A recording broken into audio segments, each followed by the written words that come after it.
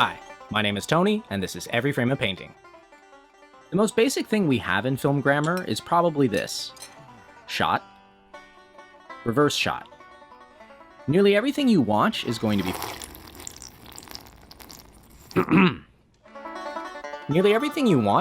filled with it, and most filmmakers seem to use it as a quick way to record dialogue. Keep the actors still, use multiple cameras, shoot 10 takes, and then make decisions in post. But I think shot-reverse shot is still powerful when it's done precisely. And a good example of that is the work of Joel and Ethan Coen. We thought you was a toad.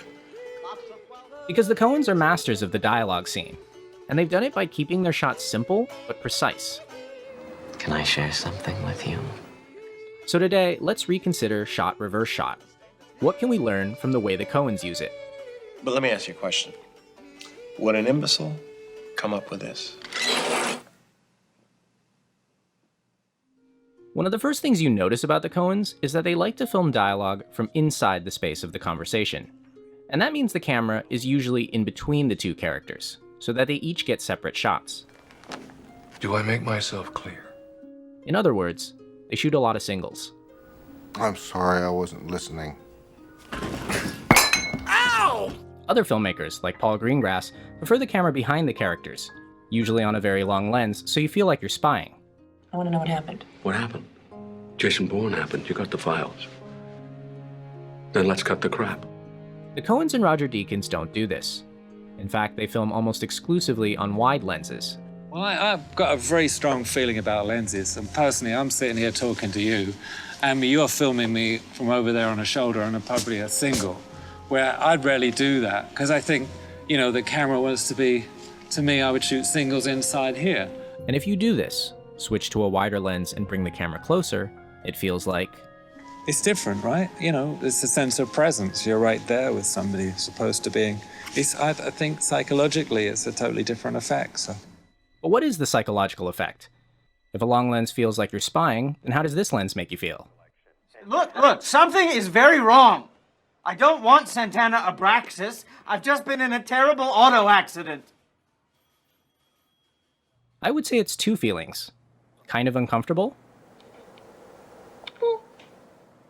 and kind of funny. And it fits. Because the Coens like to isolate individuals, trapping them in situations that they really have no control over. And because the lens is right here... Now, we had a deal here. A deal's a deal. Is it, Jerry? You asked those three poor souls up in Brainerd if a deal's a deal. You're trapped with them. The other effect is visual. The Coens shoot mostly on a 27 or 32mm lens, and they often push in to exaggerate some part of an actor's face. Frank Raffo, my brother-in-law, was the principal barber, and man could he talk.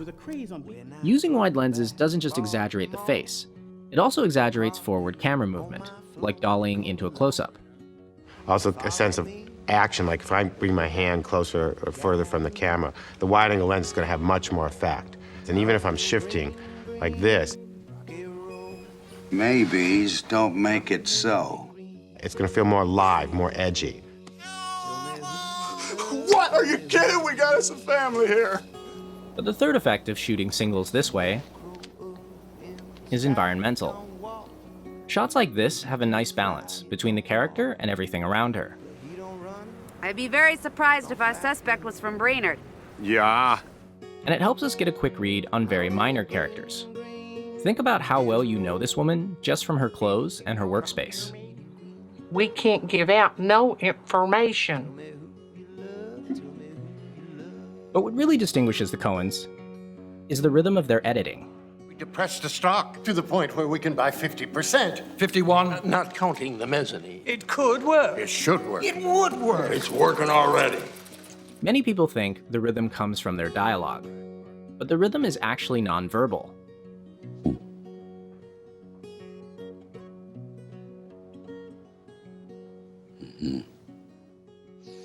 Sometimes, to feel the rhythm, you have to see it done badly.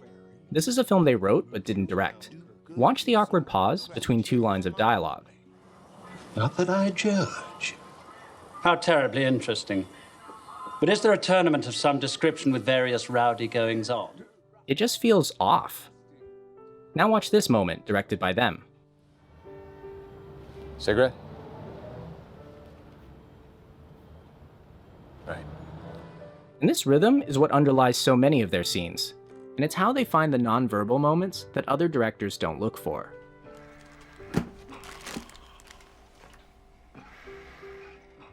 But what do all these choices add up to? I think it creates a particular tone, because on one level, the Coens want you to laugh at these people. After all, they use the wide lens to exaggerate the face, and they time the scene for humor.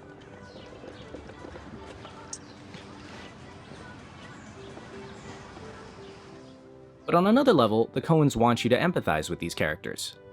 They frame wide enough so you can see the environment, and they put the lens right next to people at their lowest point. I'm dying. Do something. Help me! There's an old saying, tragedy is a close-up, comedy is a long shot. But for the Coens, those distinctions are jumbled. They play both tragedy and comedy in intimate singles. I miss Mike. And that's the fascinating thing, because dialogue scenes aren't just about recording the dialogue. They're also about the nonverbal behavior. I don't guess this means much to you. Hell yeah, I could tell you some stories. And that's the point, that we all have stories. And by placing the camera here, using a wide lens, and following their particular rhythm, the Coens have found an interesting approach to the most basic tool. Shot. Reverse shot.